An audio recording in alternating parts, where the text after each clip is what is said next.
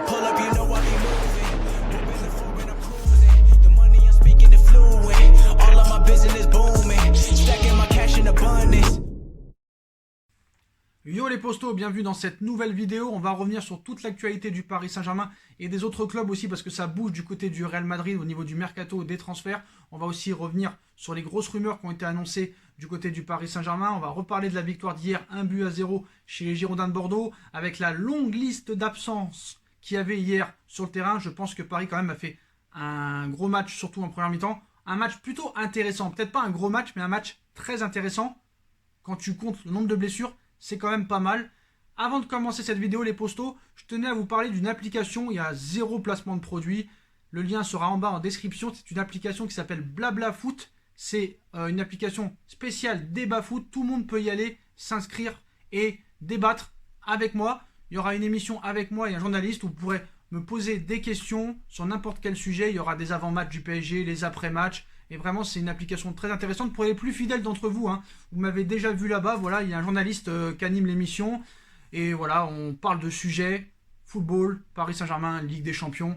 Voilà, il y aura aussi des avant-matchs. Donc, si vous voulez venir parler avec moi, me poser des questions, c'est sur Blabla Foot que ça se passe. Le lien est en bas en description. Premier passage, samedi, 20h30 pour l'avant-match Brest-PSG. On enchaîne les postos en disant quelques mots. Je tenais encore à réagir sur le match d'hier soir où j'ai trouvé Paris vraiment pas mal, surtout en première mi-temps, notamment la prestation de Raphinha qui pour moi a été tout bonnement assez exceptionnelle, même si des fois dans son jeu il y a des prises de risque à l'instar de Marco Verratti, mais voilà, franchement pour moi Raphinha est indispensable dans cette équipe. Tu peux vraiment l'aligner avec Marco Verratti en le faisant jouer peut-être un peu plus haut, mais comme lui il veut jouer en 4-2-3-1, ça va être compliqué. Mais comment tu ne peux pas aimer ce joueur? Franchement, très très bon. D'ailleurs, je vais donner mon avis avant de donner un avis d'une autre personne qui s'appelle Jérôme Roten. Pour moi, franchement, Raphinha, quel joueur! J'ai pas peur de le dire, il est vraiment impressionnant. Le nombre de ballons et de passes en profondeur sont tout bonnement, pour moi, impressionnantes.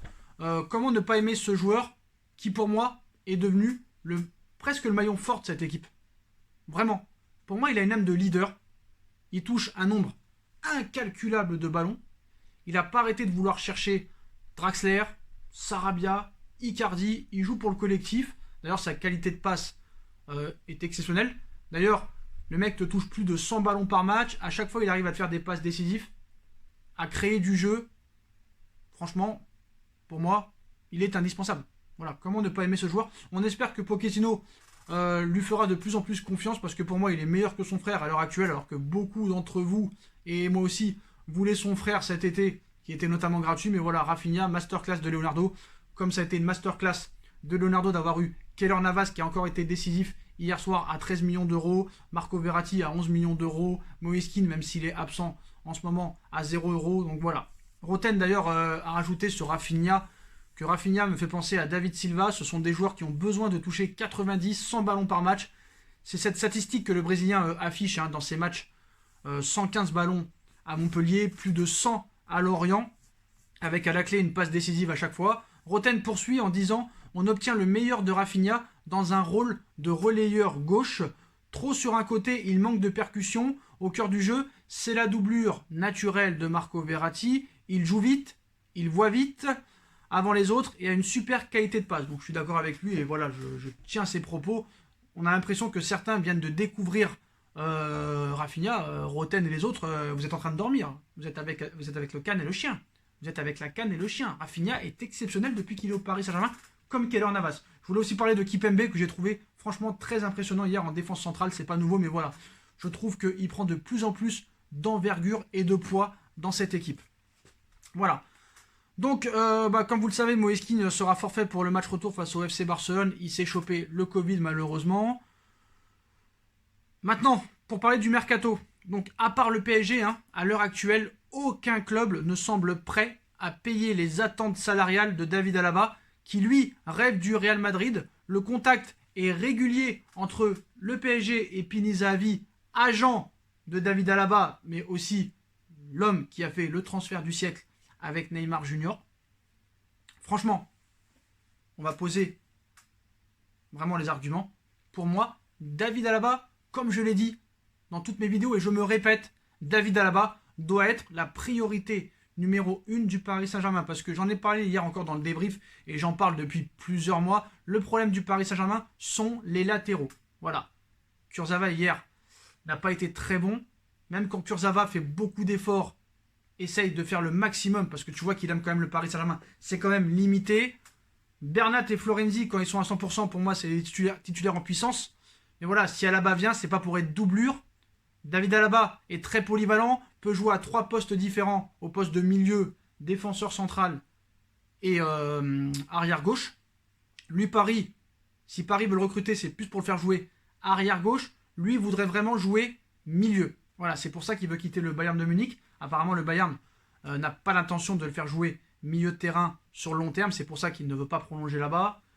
Il y a aussi des problèmes de salaire. Mais voilà, sur les attentes salariales et sur la qualité du joueur, pour moi, je trouve que c'est quand même assez intéressant de mettre tout son va-tout pour David Alaba. Parce que, comme je l'ai dit, quand tu recrutes David Alaba gratuit, déjà, c'est très bien, même s'il y aura une prime à la signature et un gros salaire. Mais voilà, toi aussi, tu vas vendre des joueurs. Hein. Je pense que tu trouveras quelques pigeons anglais pour vendre des Dagba, des Kerrer et peut-être d'autres joueurs. Quand tu amènes... Je suis désolé, hein, parce que moi, David Alaba, franchement, ça me fait rêver, moi. Je vous dis la vérité, ça me fait rêver. David Alaba, quand tu achètes un joueur comme ça, c'est comme si tu en achetais 3. C'est comme si tu en achetais 3. Il est polyvalent. Tu as un blessé à gauche, tu peux le mettre à gauche. Tu as un blessé en défense centrale, tu peux le mettre en défense centrale. Tu as un blessé au milieu, tu peux le mettre au milieu de terrain. Surtout qu'il est fiable. Il a un palmarès exceptionnel.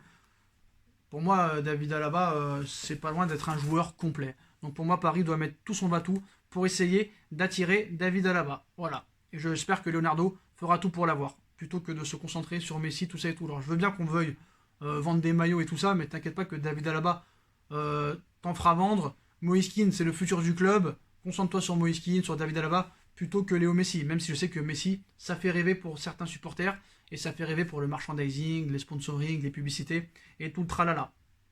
D'ailleurs, sur Lionel Messi, hein, bon, c'est une information à prendre avec des pincettes, surtout quand ça vient de El Chiringuito TV. Voilà, Messi recherche apparemment une maison à Paris depuis maintenant plusieurs mois. On sait que les élections sont le 7 mars, que le match retour contre le Barça est le 10 mars. C'est pas impossible. D'ailleurs, Johan Laporta a bien précisé que si c'était un autre président qui gagnait, bah Messi partirait à coup sûr. Rien ne nous permet de dire que même si c'est Laporta qui est élu, Messi restera au Barça. Mais voilà, en tout cas, à l'heure actuelle, Messi chercherait une maison. D'ailleurs, il y a quelques semaines, il y a d'autres médias qui ont aussi dit ça, des médias gossip, hein, donc c'est pas non plus très fiable.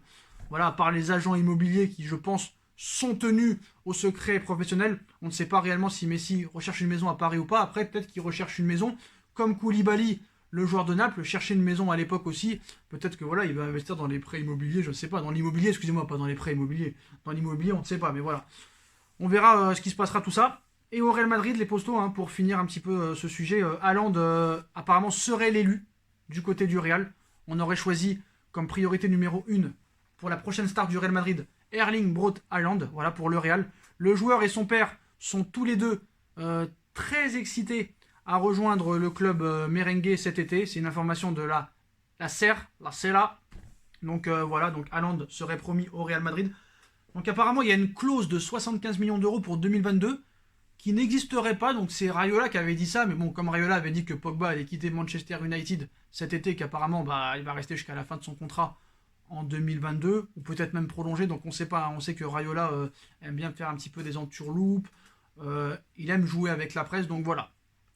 Donc malheureusement, hein, à Paris, on ne peut pas recruter tous les joueurs. C'est vrai qu'Haaland est un très grand joueur à en devenir, même si pour moi, il doit prouver contre les gros. Mais franchement, voilà, donc c'est moins cher que Mbappé, c'est peut-être aussi fiable, même si Haaland n'est pas champion du monde et n'a pas fait de finale de Ligue des Champions encore à l'heure actuelle. Mais voilà, apparemment, le Real Madrid est favori pour Haaland. Pour Ramos, il n'y a toujours pas d'avancée. Ramos va faire ses retours sur le terrain, mais il n'y a toujours pas de prolongation en vue. Donc voilà, ça traîne. On est quand même au mois de mars. Il reste mars, avril, mai, juin.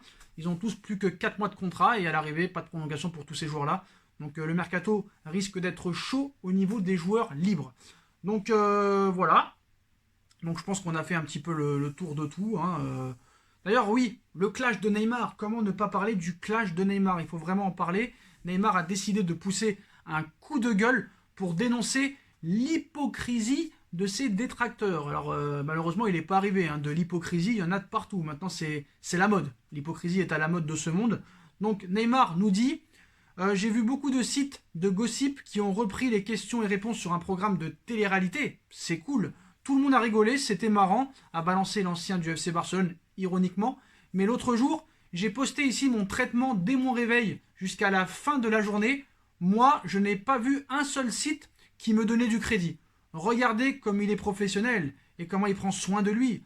Vous publiez seulement ce qui vend, et ce qui vend, c'est de mal parler d'autres personnes. Alors, Ney, j'ai bien envie de te défendre. C'est vrai que tu fais quelques efforts depuis ta blessure, que tu as fait des soins, que tu t'es mis à la diète apparemment. Mais frérot, là vraiment, on peut pas vraiment te défendre, tu vois. On te voit tweeter à 4h30 du matin, on te voit faire des lives en pleine nuit. Voilà, que tu fasses des séances d'entraînement, de rétablissement, de traitement, c'est normal. Tu es un joueur professionnel, tu touches des millions et des millions d'euros. Et depuis que tu es au PSG, c'est blessure sur blessure, suspension sur suspension, histoire sur histoire. Et on ne peut pas parler vraiment de ta qualité de jeu sur le terrain, de tes buts, de tes performances, de tes stats. Et voilà, donc à un moment donné, il va falloir se remettre en question, mettre tout ça de côté, t'entraîner un minimum intensivement, essayer aussi de régler ces problèmes de blessure et de montrer sur le terrain ce que tu vaux. Parce qu'à l'arrivée, on ne l'a pas vu encore réellement à 100% et on rêve de le voir et on aimerait tous voir un Neymar exceptionnel, mais malheureusement pour l'instant c'est pas le cas. On parle que de blessures et d'affaires extrasportives. Donc voilà, j'essaye de le défendre, mais je peux pas défendre non plus l'indéfendable. Donc voilà les postos, vous êtes au courant de toutes les dernières informations du football, du côté du Paris Saint-Germain et des autres clubs. Dites-moi en commentaire ce que vous en pensez les postos. Je compte sur vous pour bombarder la barre de like. On like, on partage, on commente, on s'abonne. On active la petite cloche pour être tenu au courant des vidéos qui vont sortir. On me rejoint sur mes différents réseaux sociaux, sur mon Instagram en priorité SBFootNews. Vous y retrouverez toutes les informations 24h sur 24, 7 jours sur 7 de l'actualité du Paris Saint-Germain, de tous les clubs, mercato, transfert, avant-match, après-match, réaction, interview. Voilà les gars, n'oubliez pas, blabla foot, samedi 20h30 avant le match Brest-PSG. Le lien sera en bas en description. Je vous souhaite à tous une bonne continuation. Prenez soin de vous et surtout, allez Paris, tchuss.